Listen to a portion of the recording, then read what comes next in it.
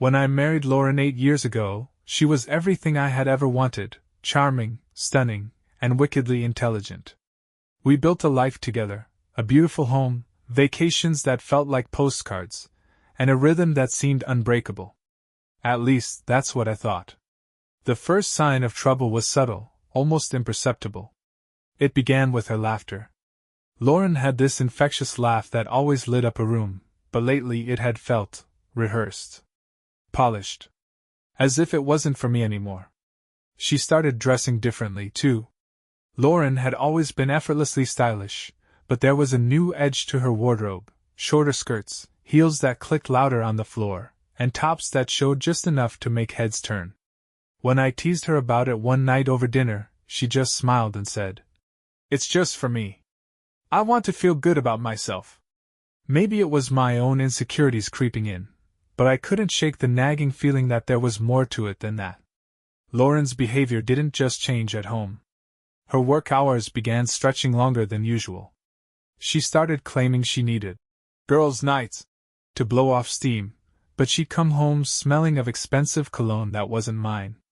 The first real crack in my trust came on a Wednesday. I had taken the day off work to surprise her with lunch, something romantic to rekindle the spark. When I arrived at her office, her assistant looked startled to see me. "Oh, Mr. Carter, Lauren's not here. She left early today for a meeting downtown."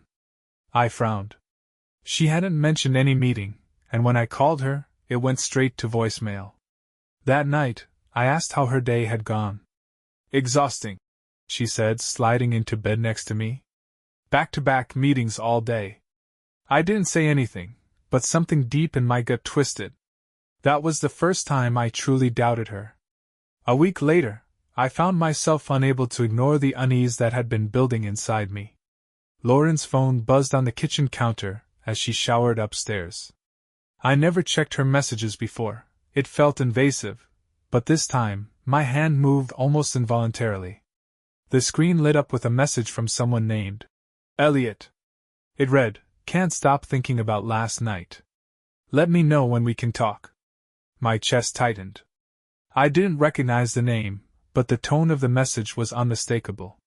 My hand trembled as I set the phone back down, my mind racing. Who was Elliot? What was he thinking about? And why had Lauren never mentioned him before? That evening, I tried to act normal as we sat down for dinner. I watched her closely, analyzing every detail.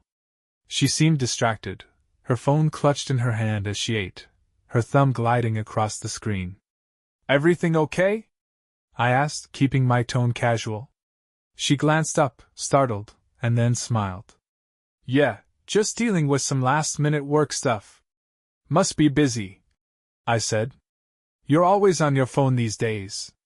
Lauren's smile faltered for a split second, but she recovered quickly.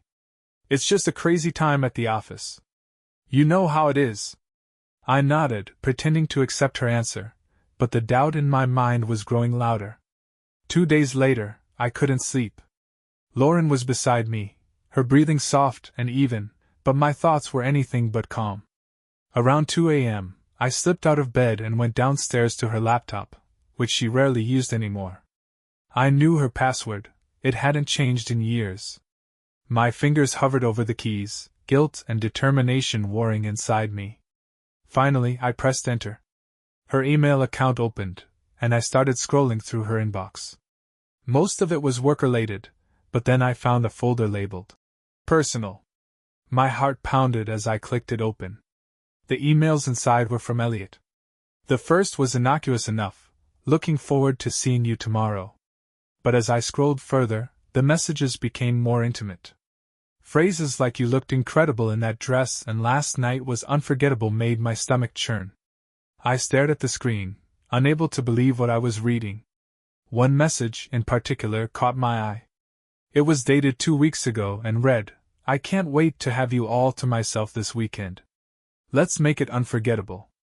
The weekend in question had been when Lauren had claimed she was on a business trip. My mind reeled as I pieced everything together. The late nights, the secretive texts, the unexplained cologne, it all made sense now. I slammed the laptop shut, the sound echoing in the silent room. For a moment I just sat there, my fists clenched, my breathing ragged. My marriage was unraveling before my eyes, and I had no idea what to do next.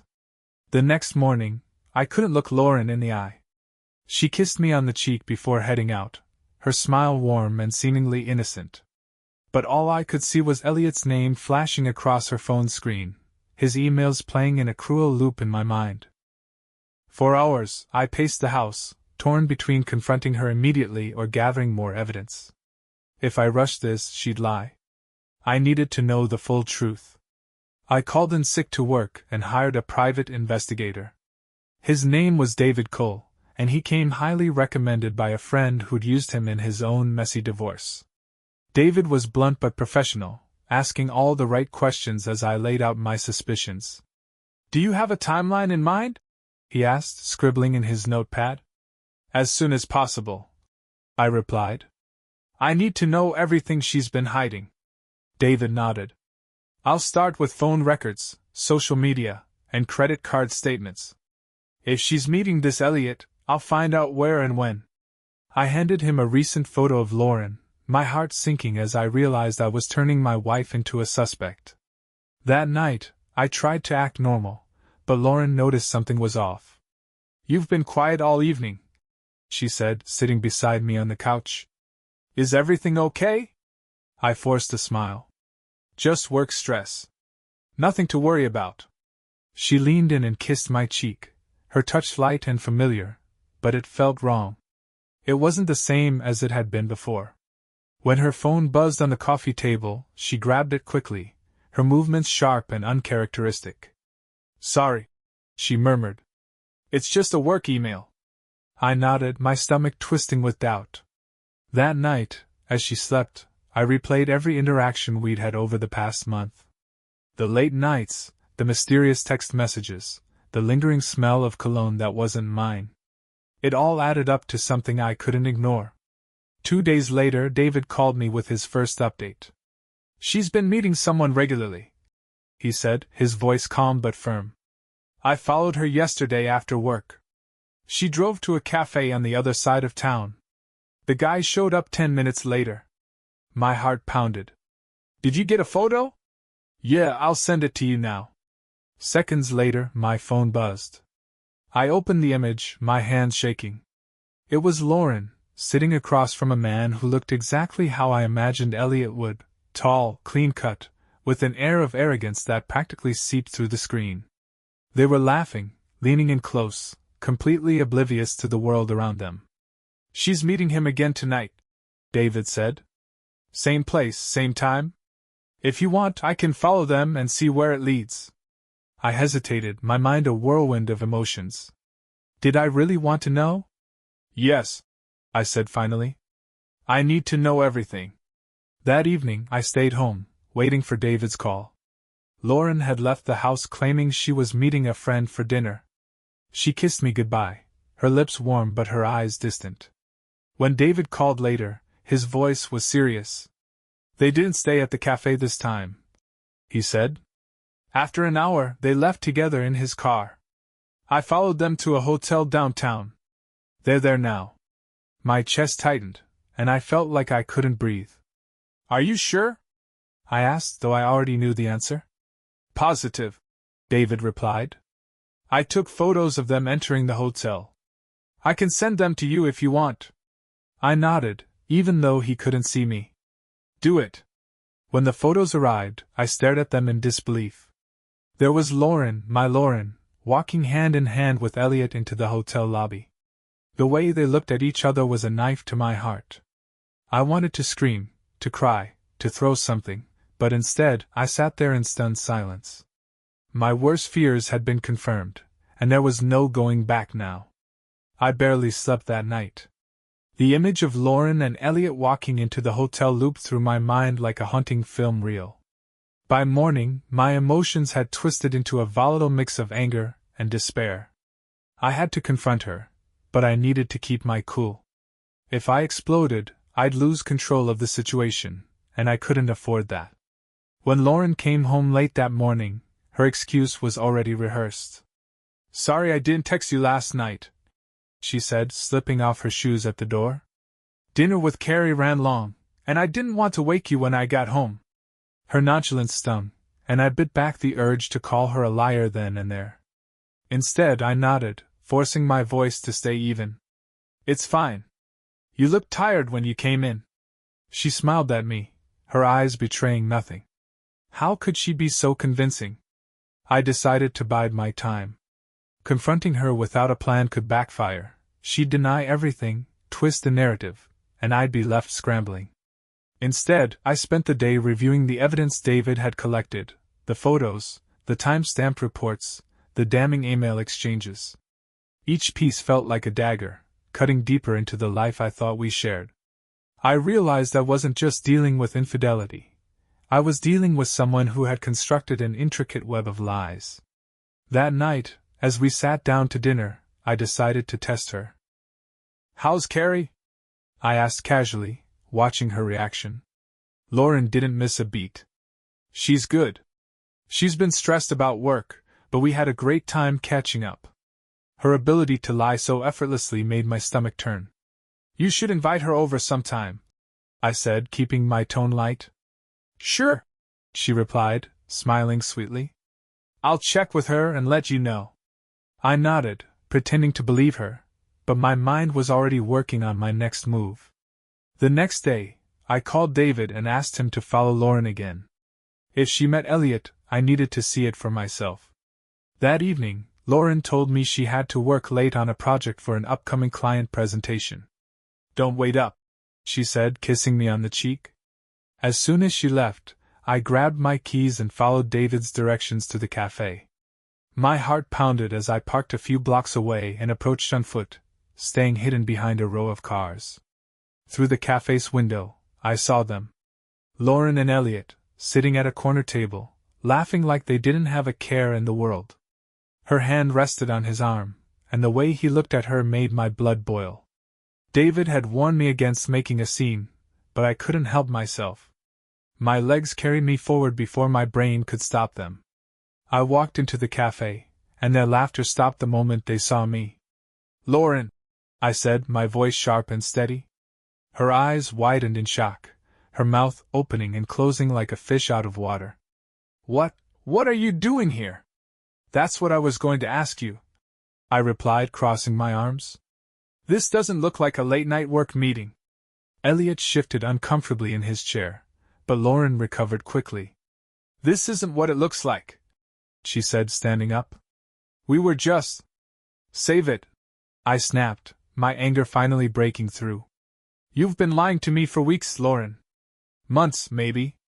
Don't insult me by pretending this is innocent." The entire café had gone silent, every eye on us. Lauren's face flushed with embarrassment, but I didn't care. "We'll talk about this at home," she said through gritted teeth, grabbing her bag. "No," I said firmly. "We'll talk about it now." Elliot stood, his hands raised in mock surrender. "Look, man, this isn't my business." "Damn right it's not," I snapped, glaring at him. "So why don't you sit down and shut up?" Lauren grabbed my arm, pulling me toward the door. "Let's go," she hissed, her voice low. I let her lead me out, my emotions boiling over as we stepped into the cool night air.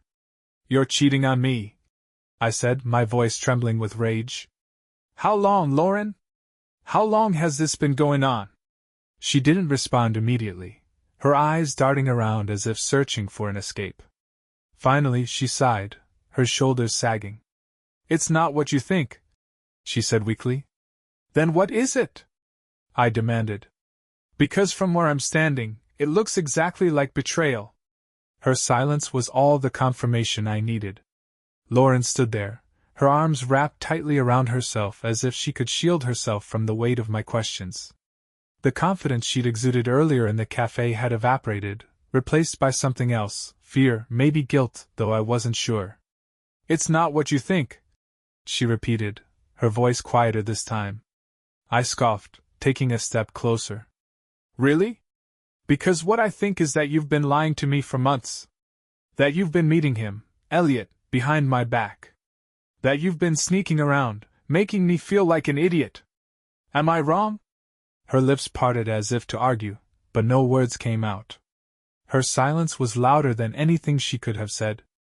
"Answer me!" I barked, my voice echoing in the empty street. She flinched, her eyes welling with tears. "I didn't mean for this to happen," she whispered. "I swear I didn't." I laughed bitterly. "That's what you're going with? The classic it just happened excuse? Do you think I'm stupid, Lauren? Do you think I haven't noticed the late nights, the lies, the way you've been acting like a completely different person?" "I'm sorry," she said, her voice cracking. "I didn't want to hurt you." "Didn't want to hurt me?" I repeated, incredulous. "Then what the hell do you call this?" Finally, she broke down. "It started a few months ago," she said, her words tumbling out in a rush. "We were working on a project together, and it escalated. I didn't plan for it to go this far." "Go this far?" I echoed, my fists clenching. "So you're admitting it? You've been sleeping with him?" She hesitated for a moment too long, and that was all the confirmation I needed.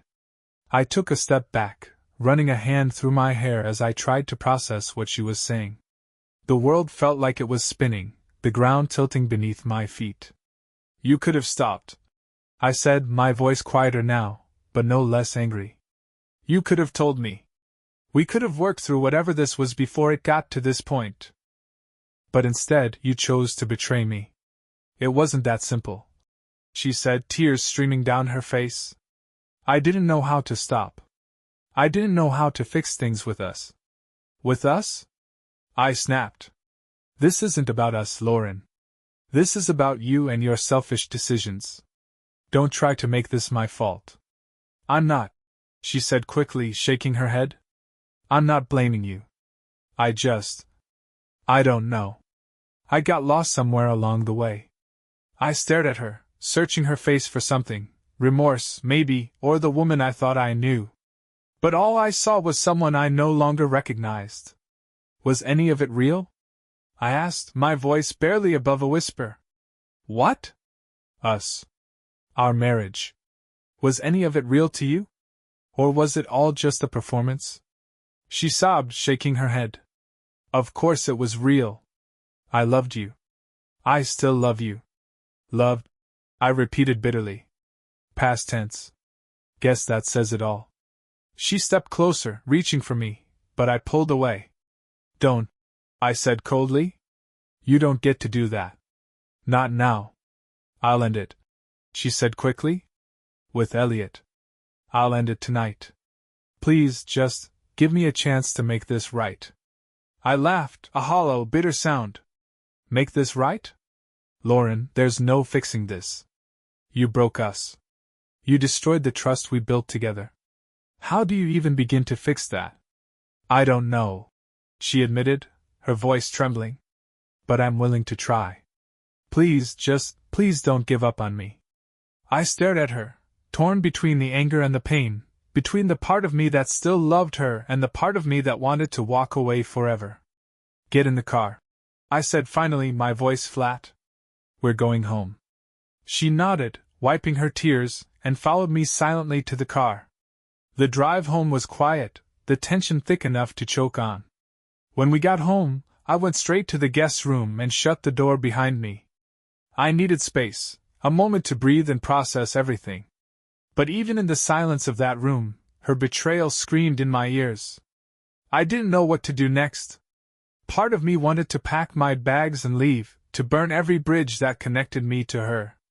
But another part of me, a weaker, more desperate part, wanted to believe her, to hope that we could somehow piece our broken marriage back together. As I lay there staring at the ceiling, one thing became painfully clear: no matter what happened next, our lives would never be the same again. The morning light seeped through the blinds in the guest room, but it did nothing to lift the weight pressing on my chest. I hadn't slept. How could I? The events of the night before replayed in my mind like a relentless loop. Lauren's tears, her excuses, the confirmation of her betrayal, it all sat like a rock in my stomach. I dragged myself out of bed and into the kitchen, where the smell of fresh coffee greeted me. Lauren was already there, dressed in her usual polished style, as if nothing had happened. She turned when she heard me, her eyes rimmed red but her makeup expertly hiding most of the damage. "Good morning," she said tentatively, her voice barely above a whisper. I ignored her and grabbed a mug from the cupboard. "I know you're angry," she said, watching me. "You have every right to be. But I meant what I said last night. I'll end it with Elliot. I'll do whatever it takes to fix this." I turned to face her, leaning against the counter. "Do you even hear yourself, Lauren? You're asking me to trust you after everything you've done." She looked down, wringing her hands. "I don't expect it to happen overnight, but I love you, and I want to make this right. I'll do anything." Her words sounded desperate, but I wasn't sure if it was because she genuinely wanted to repair our marriage or because she was afraid of losing the life we'd built together. "We'll see," I said coldly. "But you've got a hell of a lot to prove, and I'm not making any promises." After breakfast, I left the house without telling her where I was going. I needed space to think, to figure out my next steps. A few blocks away, I pulled into a small diner where I knew I wouldn't run into anyone I knew. As I sipped my coffee, I called David, the private investigator. "She admitted it," I said, my voice heavy with exhaustion. "It's been going on for months." David sighed on the other end. "I'm sorry to hear that. Do you want me to keep digging?" I hesitated. Part of me wanted to end the investigation now that I had confirmation. But another part of me, the part that couldn't let go of the anger, needed to know everything. "Yeah," I said finally. "Find out how deep this goes. If there's more to her story, I want to know." "Got it," David said. "I'll keep you updated." After hanging up, I sat there for a long time, staring out the window as cars passed by. My mind was a storm of conflicting emotions. I didn't know if I wanted to fight for my marriage or burn it to the ground. When I got home, Lauren was sitting on the couch, her phone nowhere in sight, a rare occurrence lately. She looked up as I walked in, her expression hopeful but cautious. "Where were you?" she asked. "Thinking," I said flatly. She nodded, folding her hands in her lap. "Did you come to any decisions?" I took a deep breath, standing in front of her. "If you're serious about fixing this, there are conditions." "Anything," she said quickly. "First, you delete his number. Block him on everything, your phone, email, social media. I don't want him contacting you, and I don't want you contacting him. Ever again." "Done," she said, nodding vigorously. "Second," I continued, "you tell me everything. No more lies, no more half-truths. I want the whole story, how it started, how long it's been going on, and how far it went. And don't you dare try to sugarcoat it." Her face paled, but she nodded. "Okay." "Third," I said, my voice hardening, "you go to counseling. Both of us do. If we're going to fix this, it's not going to happen on our own." Lauren hesitated for a split second before nodding again. "I'll do it. I'll do all of it." I studied her face, trying to gauge whether she meant it, or if she was just saying what she thought I wanted to hear. "Good," I said finally. "Because if you break even one of those conditions, I'm done. No second chances, Lauren. This is your one shot." She swallowed hard and nodded. That evening, we sat down at the dining table, and I told her to start talking. "It began about 6 months ago," she said, her voice trembling. "Elliot was hired as a consultant for a project I was leading. At first, it was just professional, emails, meetings, brainstorming sessions. But then..." Her voice trailed off, and I leaned forward. "But then what?" She looked at me, her eyes filled with guilt. "But then we started spending time together outside of work. It was just drinks at first, talking about work stress. He was charming and funny, and I guess I let myself get too comfortable. And," I pressed, my heart pounding, "and it escalated," she admitted, her voice barely above a whisper. "We kissed one night after drinks. After that, it just spiraled. I knew it was wrong, but I couldn't stop." "How far did it go?" I asked, my voice cold. Tears slid down her cheeks as she nodded. It became physical about 2 months ago. But I swear, it didn't mean anything. Don't, I snapped, cutting her off. Don't you dare try to diminish this. She fell silent, her head bowed. I leaned back in my chair, my mind reeling. I had asked for the truth, but hearing it still felt like a punch to the gut. Lauren's confession hung in the air like smoke from a fire that refused to burn out. I stared at her across the table, feeling as though I was looking at a stranger. She sobbed quietly, her shoulders trembling, but I couldn't find it in myself to feel sympathy for her. You didn't stop, I said finally, my voice low and bitter. You didn't think about me, our marriage, or what we've built together. You just kept going. I know, she whispered, her voice breaking. I know I've hurt you. I know I've ruined everything, and I'll regret it for the rest of my life. Regret, I repeated, laughing bitterly. Regret only matters when you feel it before you get caught, Lauren. What you're feeling now is guilt, because you got caught, not because of what you did. She looked up at me, her tear-streaked face filled with desperation. That's not true. I felt horrible every single day. I didn't know how to stop. Stop lying to yourself, I interrupted, my voice rising. You didn't stop because you didn't want to stop. You wanted him, Lauren. Just admit it. Her silence was deafening. That night, I slept in the guest room again. Lauren tried to knock on the door once, but I told her to go away. The thought of her even being in the same house as me made my skin crawl, but I wasn't ready to leave yet, not without a plan. The next morning, she didn't try to talk to me. She moved around the house like a ghost, her eyes swollen and red. I didn't speak to her either. There was nothing left to say for now. Instead, I called David for an update. What else have you found? I asked. David's voice was steady, professional. I've confirmed that Elliot's been staying at a corporate apartment in the city. That's where most of their meetings outside of work have taken place. He travels a lot for his job, so he's been careful not to leave too many breadcrumbs. However, I did find out that he's married. My stomach clenched. He's married? Yes, David said. To a woman named Allison. They'd been married for 4 years. No kids. Hearing that made my blood boil. So, Elliot wasn't just a homewrecker, he was a hypocrite too. Do you have her contact information? I asked. I do, David replied. Do you want me to reach out to her, or would you prefer to handle it yourself? I'll handle it, I said. Send me everything you've got. A few minutes later, an email arrived with photos, addresses, and Allison's phone number. I stared at the screen, my mind racing. Was it fair to drag her into this mess? Probably not. But she deserved to know the truth. That evening, I stepped out onto the porch and dialed Allison's number. My hand shook as I held the phone to my ear, but I took a deep breath, steadying myself. Hello? Her voice was soft, cautious. Hi, Allison, I said. You don't know me, but my name is Nick Carter. I need to talk to you about your husband, Elliot. There was a long pause. What about him? I hesitated, unsure of how to phrase it delicately. In the end, I decided there was no way to soften the blow.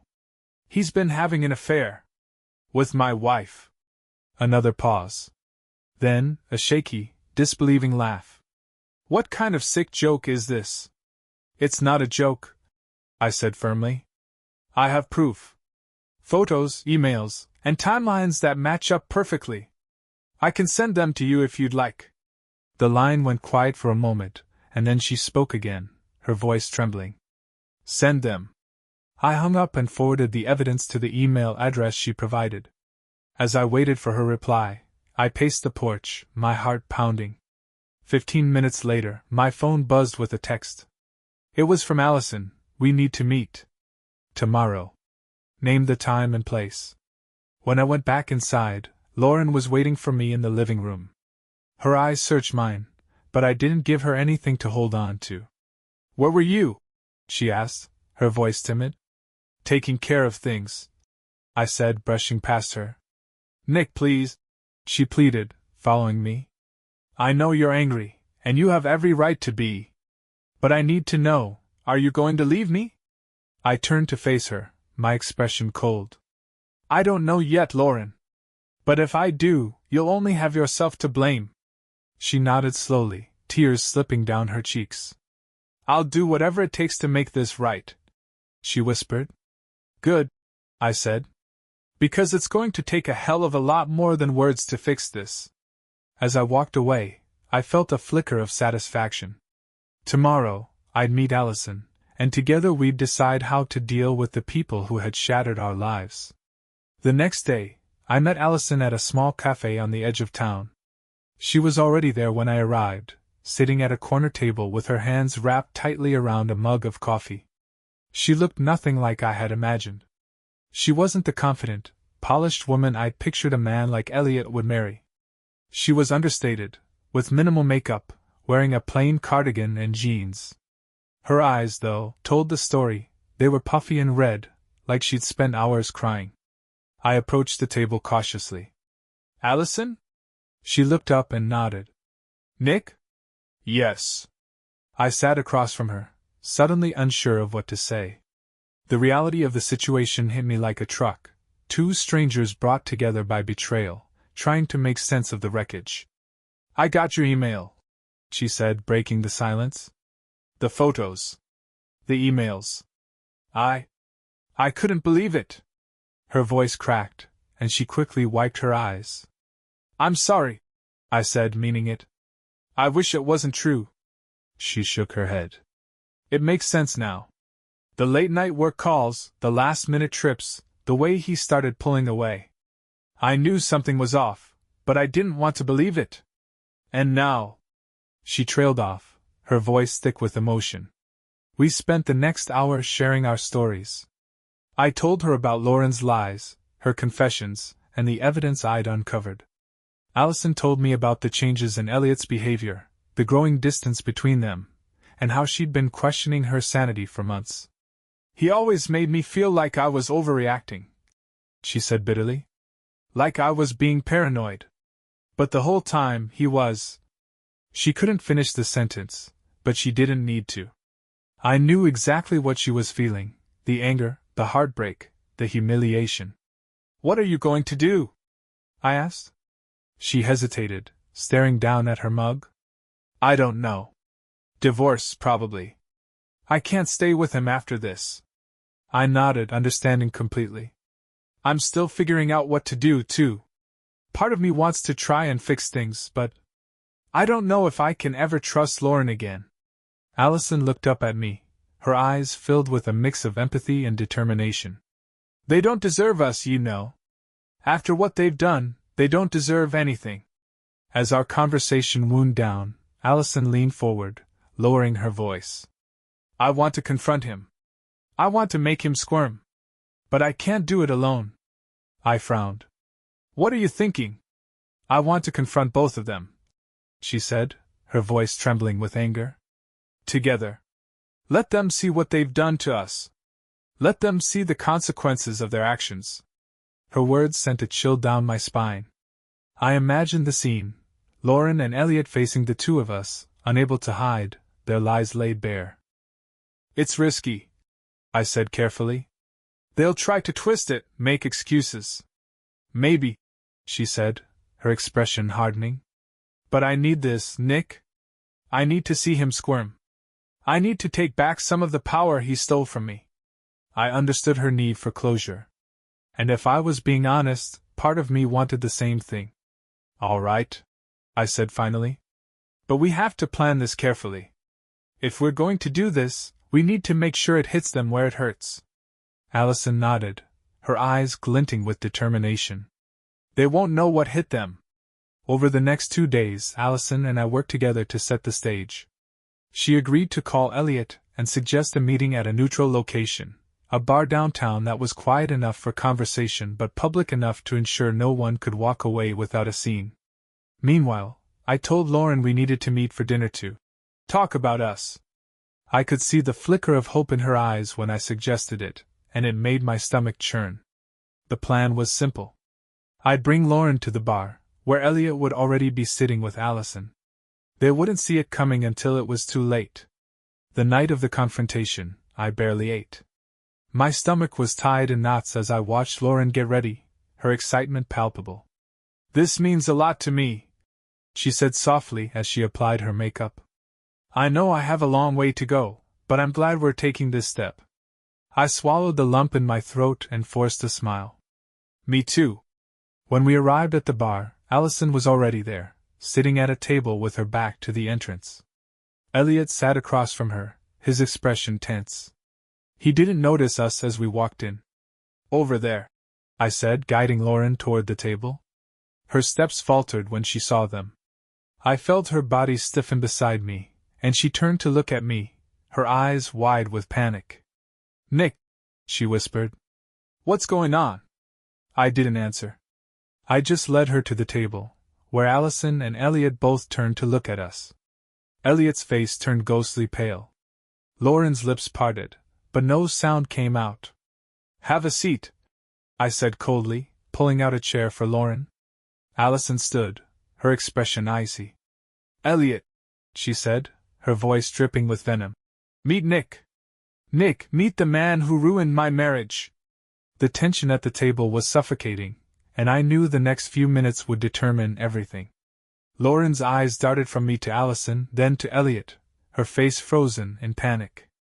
Elliot, on the other hand, looked like a man caught red-handed, his mouth slightly open, his eyes wide as though trying to find an escape route.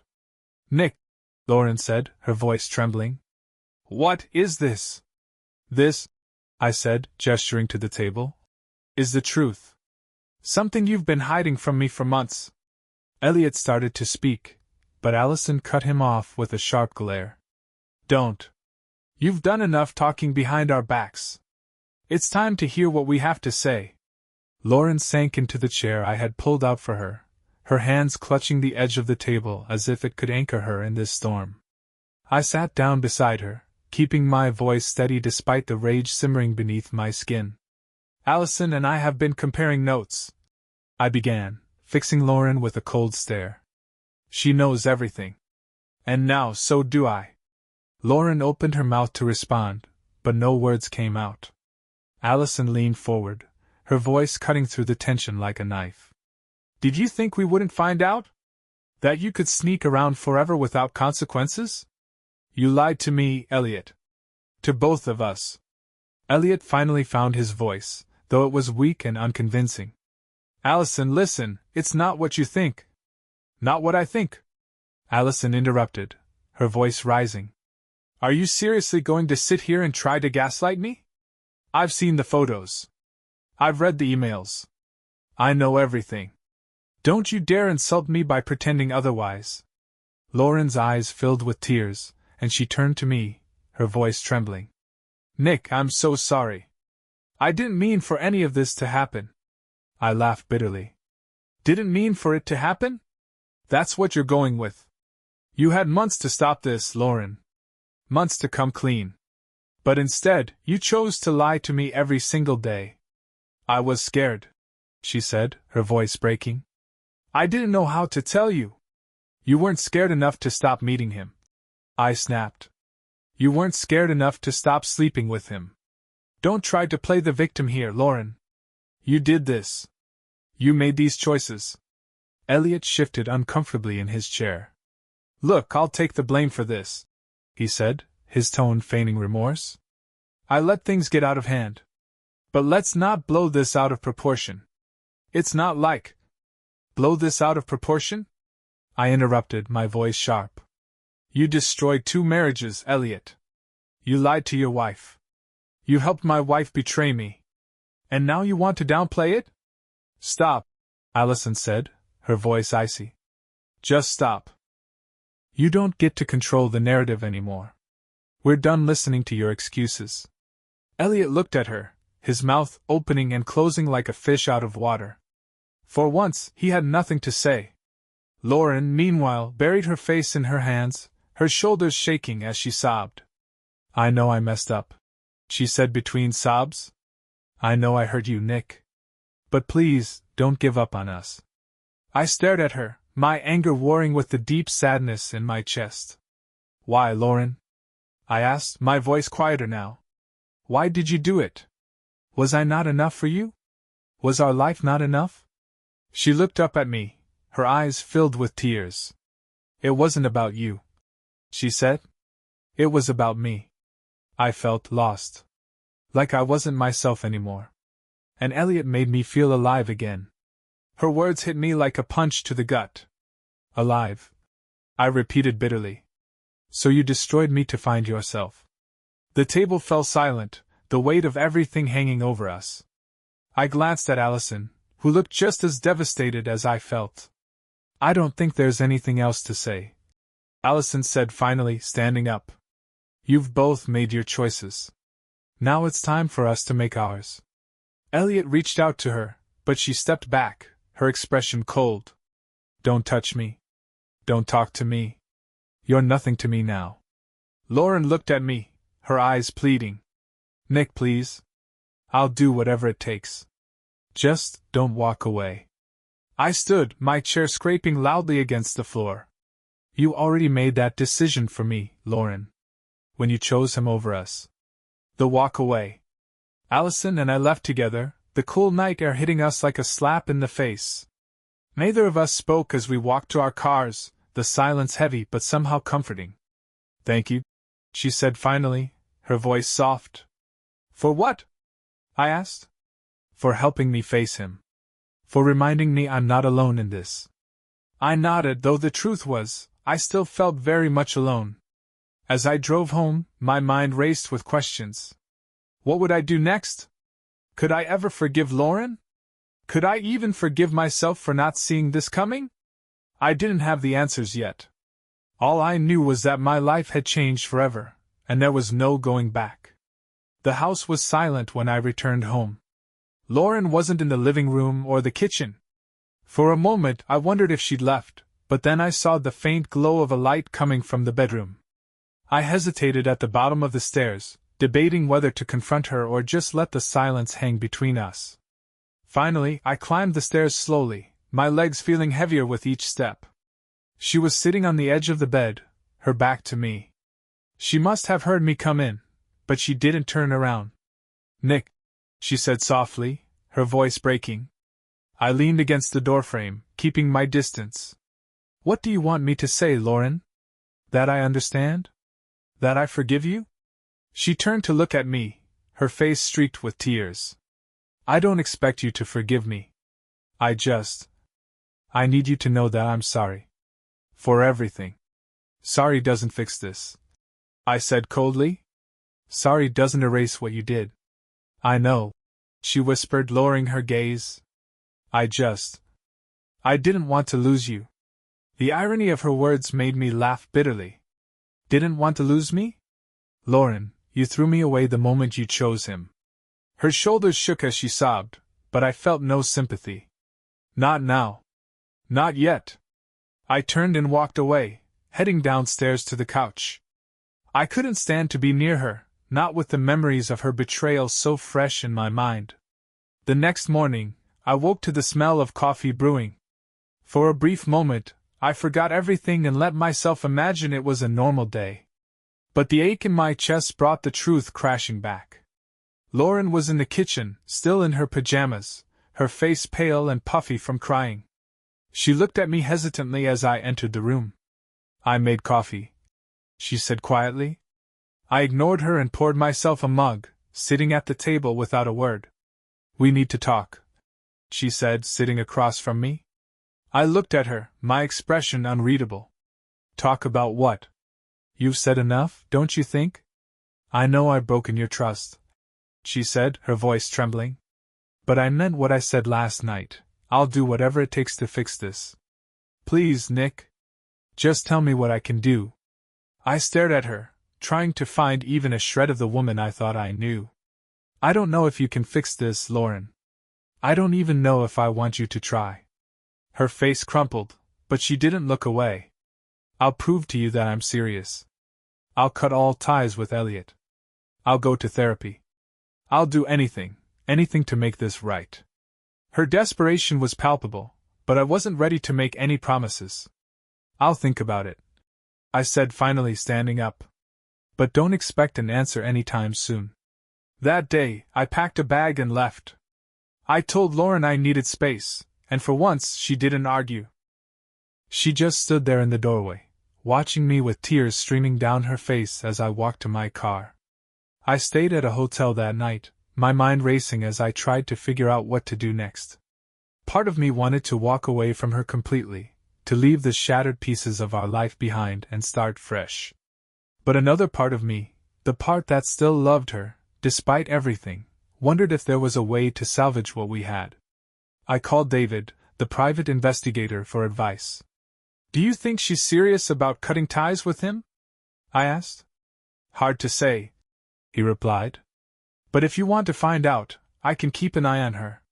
Make sure she's not sneaking around again." I hesitated, torn between wanting to trust her and needing to protect myself. Finally, I sighed. "Do it. I need to know if she's really committed to fixing this." "Understood," David said. Over the next few days, I avoided Lauren's calls and texts, letting David's updates be my only connection to her. He assured me that she hadn't contacted Elliot, and there were no signs of suspicious behavior. But even with that reassurance, I couldn't shake the feeling that something was missing. Something didn't add up. One night, as I sat in my hotel room, I opened Lauren's email account again. I hadn't checked it since I first found out about the affair, but I needed to see if there was anything new. I scrolled through her inbox, my eyes scanning for anything suspicious. That's when I found an email from Elliot. It was dated 2 days ago, and the subject line read, "We need to talk." My hands trembled as I opened it. "Lauren, I know you said it's over, but I can't stop thinking about you. Please, let's meet. Just one more time. I need closure." My stomach turned as I read the words. Closure. That was what he wanted, and part of me wondered if Lauren would give it to him. I sat back, staring at the screen, my mind racing. If Lauren responded, I'd know where her loyalty truly lay. I stared at Elliot's email for what felt like hours, the words burning into my mind. "I can't stop thinking about you, let's meet. I need closure." It was a trap, plain and simple. But the question that gnawed at me was whether Lauren would take the bait. Part of me wanted to confront her immediately, to demand she explain why Elliot still thought he had a chance with her. But another part of me, the angrier, colder part, wanted to wait. I needed to know what she would do when she thought no one was watching. I forwarded the email to David, my private investigator, along with a short message, "Keep an eye on her. Let me know if she contacts him." David's reply came within minutes, "Will do. I'll update you as soon as I have anything." I closed my laptop and sat back, my fists clenched. The waiting was the hardest part. The next day, I avoided Lauren's calls and texts again. Each one felt like a weight pressing down on my chest, but I couldn't bring myself to respond. Her messages were all variations of the same desperate plea. "Nick, please call me. I need to talk to you. I'm so sorry. I miss you. Please don't shut me out. I love you. I'll do whatever it takes to make this right." I wanted to believe her, but my trust had been shattered. And until I knew for sure that she had cut Elliot out of her life completely, I couldn't take her words at face value. 2 days later, David called. His tone was grim. "She responded to the email," he said. My stomach dropped. "What did she say?" "She told him it's over," David replied. "She said she doesn't want to see him again and that contacting her was a mistake." A flicker of relief passed through me, but David wasn't finished. "He sent her another email, though," he continued. "This time, he begged her to meet him one last time for closure. She hasn't replied yet, but it's clear he's not ready to let go." I exhaled slowly, my mind racing. "Do you think she'll meet him?" "I don't know," David admitted. "But I'll keep watching. If she does, you'll know." That evening, I finally returned Lauren's calls. She answered on the first ring, her voice trembling with relief. "Nick," she said. "Thank God. I've been so worried. Are you okay?" "I'm fine," I said curtly. We need to talk. Of course, she said quickly. I'll do anything, just tell me what you need. I need to know if you've heard from him, I said bluntly.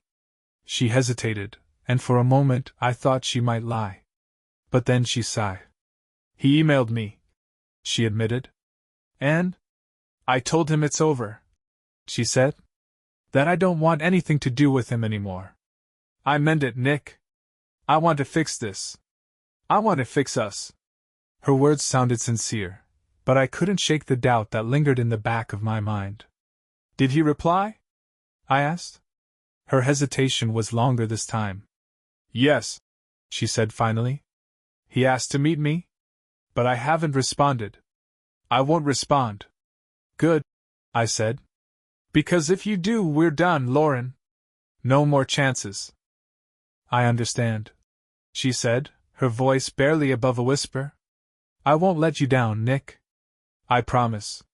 Over the next few days, I waited for updates from David. Each time my phone buzzed, my heart leapt into my throat. Finally, on a Friday evening, he called. She hasn't contacted him, David said. No phone calls, no emails, nothing. It seems like she's staying true to her word. A weight I hadn't realized I was carrying lifted from my shoulders, but it didn't erase the pain. Thanks, David, I said. Keep watching for now. I'm not ready to take her at her word just yet. Understood, he said. That night, I called Lauren again. I want to see you, I said. Her breath hitched. Really? Yes, I said. But this doesn't mean everything's fine. We're nowhere near fine. I think we need to talk in person. I'll do anything you need, she said quickly. Just tell me when and where. I told her to meet me at the park where we used to go on long walks early in our relationship. It was a neutral, open space, and I thought it might help us talk without the pressure of being at home. As I hung up, I felt a strange mix of dread and hope. I wasn't sure what would come of the meeting, but I knew one thing for certain. This was a crossroads, and whichever path we chose would determine the rest of our lives. The evening air was cool as I sat on a bench at the park, waiting for Lauren. The sun was dipping below the horizon, casting long shadows across the path where we'd once strolled hand in hand, laughing about nothing and everything. Those memories felt like they belonged to another lifetime, another version of us that no longer existed. Lauren arrived a few minutes later, her steps hesitant as she approached. She wore a simple sweater and jeans, a stark contrast to the polished image she often presented. She looked vulnerable, almost fragile, like someone bracing for impact. Hi, she said softly, standing a few feet away.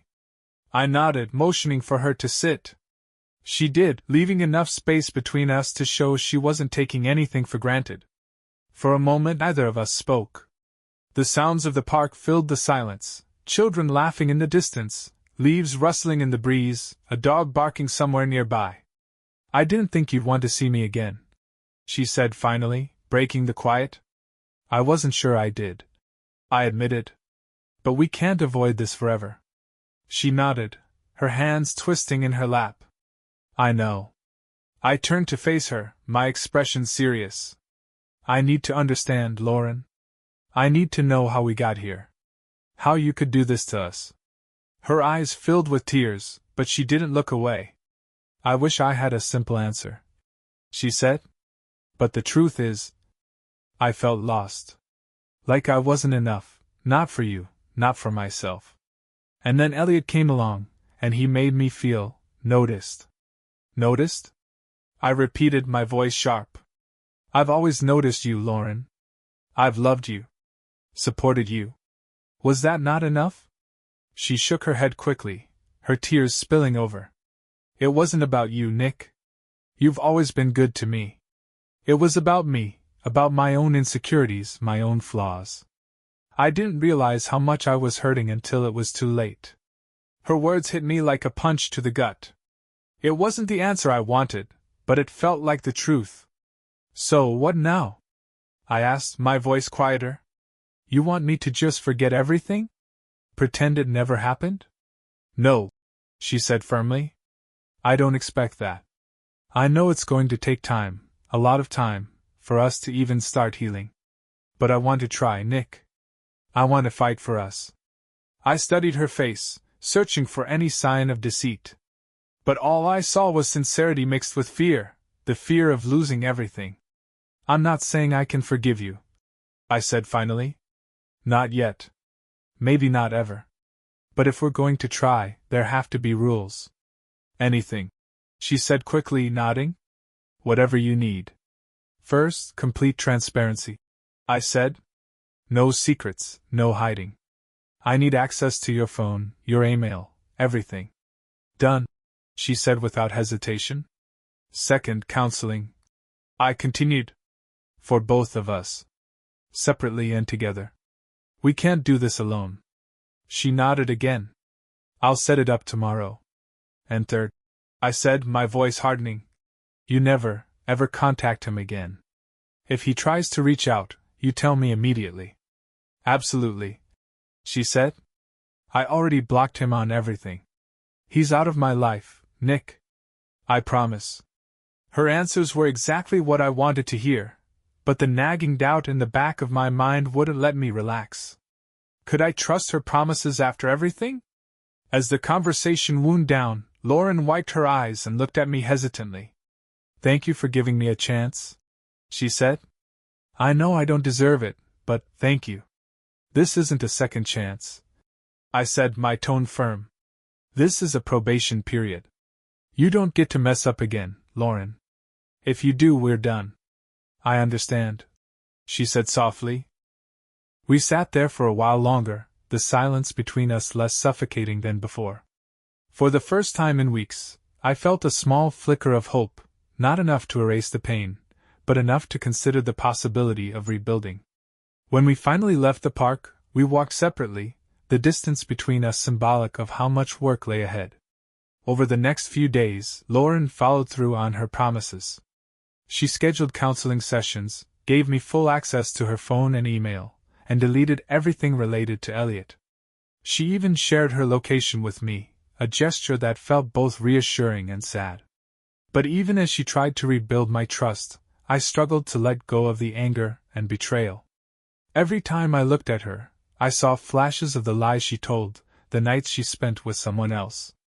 I knew the road ahead would be long and painful, and I wasn't sure if we'd ever make it to the other side. But for now, I was willing to try. Lauren and I attended our first counseling session a week later. The therapist, Dr. Riley, was a calm, middle-aged woman with a kind but no-nonsense demeanor. Her office was warm and inviting, but I felt anything but comfortable as I sat across from Lauren, my arms crossed defensively. Thank you both for being here, Dr. Riley began, her voice steady. This process won't be easy, but it's a crucial step if you want to rebuild trust and understanding.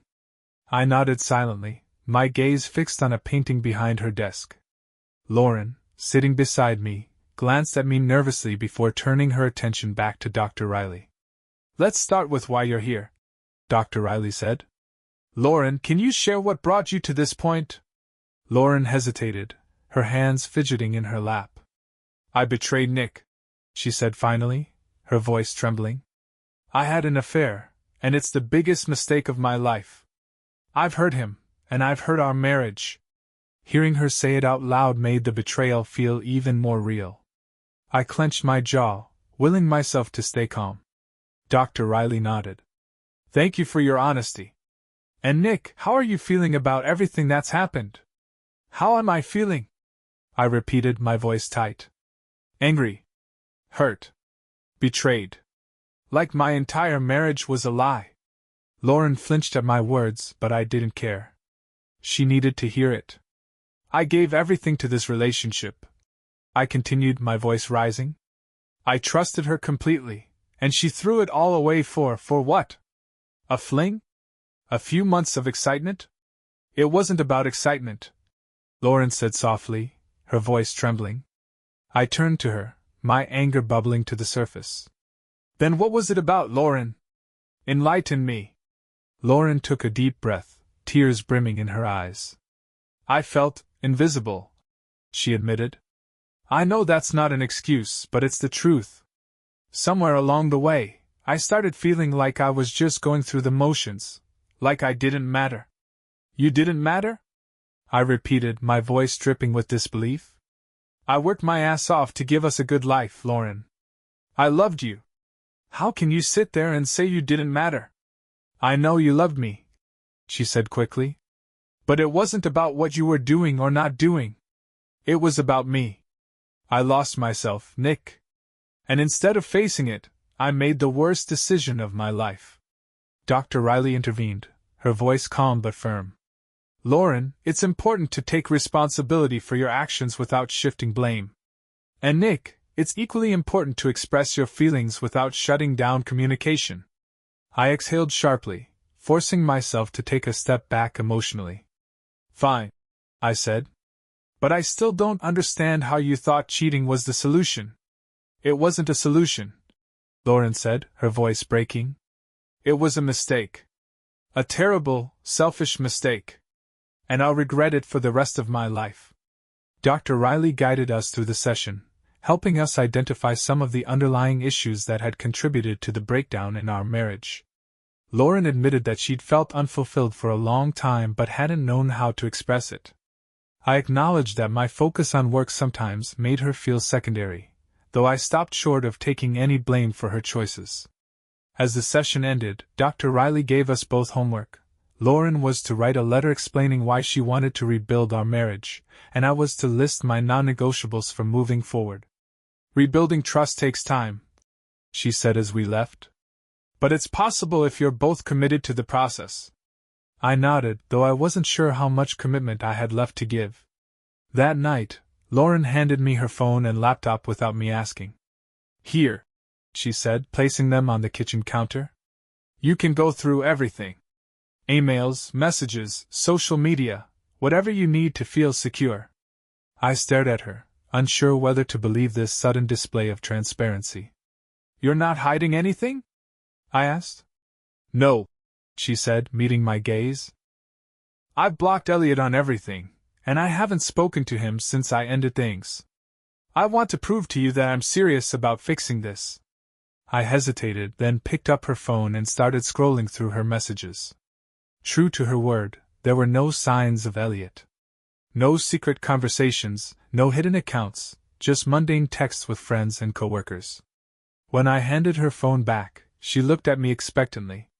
Did you find anything? No, I admitted. But that doesn't mean I trust you yet. I understand, she said softly. The next evening, Lauren handed me the letter Dr. Riley had assigned her to write. I unfolded the paper, my chest tightening as I began to read. Nick, there aren't enough words to express how sorry I am for what I've done. I've betrayed your trust in the worst possible way, and I know I can never undo the damage I've caused. But I want you to know that I love you. I've always loved you, even when I let my own insecurities cloud my judgment. I want to rebuild what we had, not just for us, but because I believe we're stronger together than apart. I know it will take time, and I know I have to prove myself to you every single day. But I'm willing to do whatever it takes. Please give me the chance to show you that I can be better. That we can be better. Lauren. I folded the letter and set it aside, my emotions swirling. Her words felt genuine, but was it enough? Lauren's letter sat on the kitchen table, its words lingering in my mind long after I'd finished reading it. It was heartfelt, yes, but words were easy. Actions were what mattered now. For the next few weeks, we attended counseling sessions with Dr. Riley. Some were productive, others felt like walking in circles. I aired my grievances, my pain, my anger, while Lauren listened quietly, tears often streaming down her face. She opened up too, admitting her guilt, her shame, and her fears of losing me. The progress was slow, and some days I questioned if it was even worth it. But then there were moments, small, fleeting moments, where I glimpsed the woman I had fallen in love with, and it gave me hope. One night, as I sat in the living room reviewing paperwork, Lauren approached me hesitantly. Nick, she said, holding a folder in her hands. What is it? I asked, glancing up. She handed me the folder. Inside were legal documents, an agreement for a post-nuptial arrangement. "I want to prove to you that I'm serious about making this work," she said.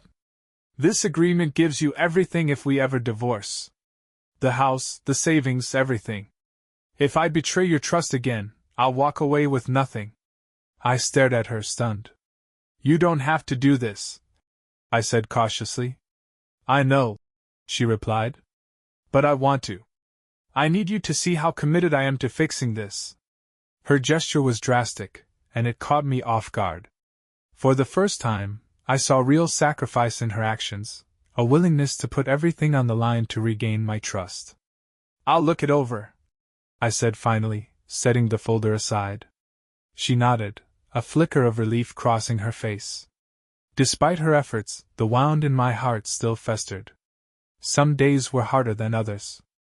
I'd catch myself wondering if she was truly done with Elliot, or if she was just better at hiding it now. One evening, as we sat on the couch watching a movie, her phone buzzed on the coffee table. She picked it up quickly, and for a split second, my stomach dropped. "Who is it?" I asked, unable to hide the edge in my voice. She turned the screen toward me without hesitation. It was a message from her coworker about a meeting the next day. "It's nothing," she said softly. I nodded, but the tension in my chest didn't ease. "You can check it if you want," she added, placing her phone on the table between us. "I don't need to," I said, though I wasn't entirely sure if I believed myself. 2 months into our counseling journey, David, the private investigator, called with an unexpected update. "I found something you might want to know," he said. "What is it?" I asked, my heart sinking. "It's about Elliot," he replied. "He's been contacting other women, multiple women, in fact. And it seems like Lauren wasn't the only one he was involved with during your marriage." The news hit me like a punch to the gut, but not for the reason I expected. It wasn't jealousy or anger that coursed through me. It was a strange, bitter relief. "Do you think Lauren knows?" I asked. "I doubt it," David said. "He's been careful to keep his tracks covered, but not careful enough." After hanging up, I debated whether to tell Lauren. She had already admitted to being manipulated by Elliot's charm, but knowing that she wasn't the only one in his web might add a layer of perspective, or it might break her further. That evening I told her. We were sitting in the kitchen, sharing a quiet dinner when I broached the subject. "David called today," I said, setting my fork down. She looked up, her expression wary. "What did he say?" "He found out something about Elliot," I said carefully. "You weren't the only one. He's been seeing other women, too." Her face went pale, her fork clattering to the plate. "What?" "I thought you should know," I said, watching her reaction. She pressed her hands to her face, her shoulders shaking. "I'm such an idiot," she whispered. "I let him ruin everything, and I wasn't even special to him." Her pain was raw, and for the first time, I saw her betrayal through a different lens. She had been selfish, yes, but she had also been manipulated by someone who preyed on her vulnerabilities. "Lauren," I said quietly, "this doesn't absolve you of what you did. But it's clear he took advantage of you." She looked at me, tears streaming down her face. "I don't deserve your kindness, Nick. But thank you." Over the next few weeks, Lauren continued to work tirelessly to rebuild my trust. She attended counseling sessions without complaint, opened every aspect of her life to scrutiny, and went out of her way to show me that she was fully committed. Slowly, the anger in my heart began to soften. It wasn't forgiveness, not yet, but it was the first step toward healing. As we sat together one evening, watching the sun set over the backyard, I reached for her hand. She looked at me in surprise, her eyes glistening with hope.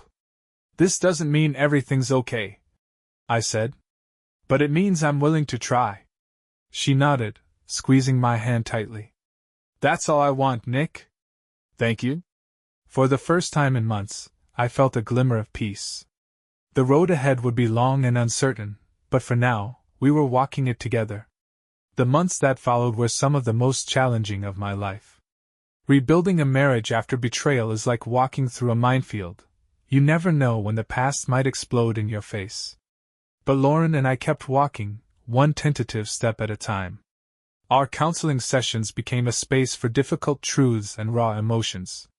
There were moments when I wanted to walk out, when the pain felt too unbearable to relive.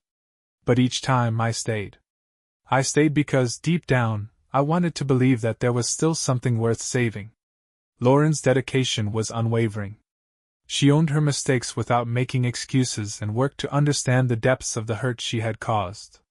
She even went as far as apologizing to my closest friends and family, acknowledging the damage her choices had done to the trust and respect she once enjoyed. But no matter how hard she worked, I couldn't ignore the nagging question that haunted me: could I truly forgive her?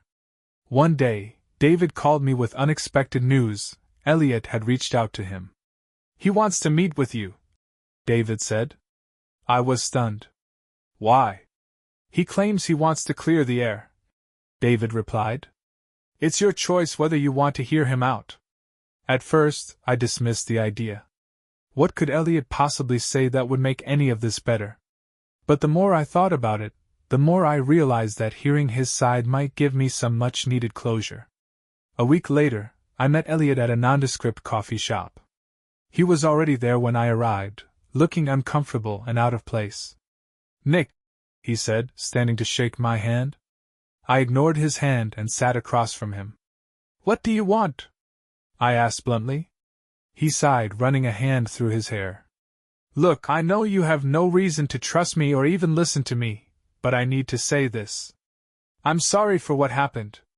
"Sorry?" I repeated, laughing bitterly. "You think an apology is enough to undo what you did?" "No," he admitted. "I don't. But I wanted you to know that I regret it. I regret everything. It was wrong, and I never should have gotten involved with Lauren." I studied him, searching for any sign of manipulation, but he seemed genuine. "What made you do it?" I asked. "Why target a married woman?" He looked down at his coffee. "I didn't set out to target anyone. It started out as harmless flirting, but it escalated. I let my ego get in the way, and I didn't stop to think about the damage I was causing. I was selfish, and I'm paying for it now." "Good," I said, standing to leave. "You deserve whatever fallout comes your way." Before I walked out, I turned back to him. "And for the record, you didn't win. Lauren chose me. She chose us." Elliot nodded, his expression resigned. "Take care of yourself, Nick." The confrontation with Elliot felt like closing a door on the past. For the first time, I felt lighter, as though a weight I hadn't realized I was carrying had been lifted. At home, Lauren noticed the change in me. "You seem different," she said one evening as we sat on the porch. "I feel different," I admitted. "I met with Elliot." Her eyes widened. "What?" "Why?" "I needed closure," I said. "And I got it." She hesitated, then reached for my hand. "Do you hate me, Nick?" I looked at her, my heart heavy but not as burdened as it once was. "No," I said after a long pause. "I don't hate you. I'm still angry, and I don't know if I'll ever fully trust you again. But I don't hate you." Her eyes filled with tears, and she squeezed my hand tightly. "I'll spend the rest of my life proving to you that you made the right choice in staying. I promise." The final test. Months turned into a year, and slowly, we began to find a new rhythm. It wasn't the same as before. How could it be? But it was honest, and it was real. There were still difficult days, moments when the memory of her betrayal threatened to undo everything we'd worked for. But each time, we faced it together. One evening, as we sat on the couch watching TV, she turned to me and said, "Thank you, Nick, for giving me a chance when I didn't deserve one." I smiled faintly. "Don't thank me yet. We're still a work in progress. And we always will be," she said, resting her head on my shoulder. For the first time in a long time, I felt a sense of peace. Rebuilding a marriage after betrayal isn't a fairy tale. It's messy, painful, and imperfect. But sometimes it's also worth it.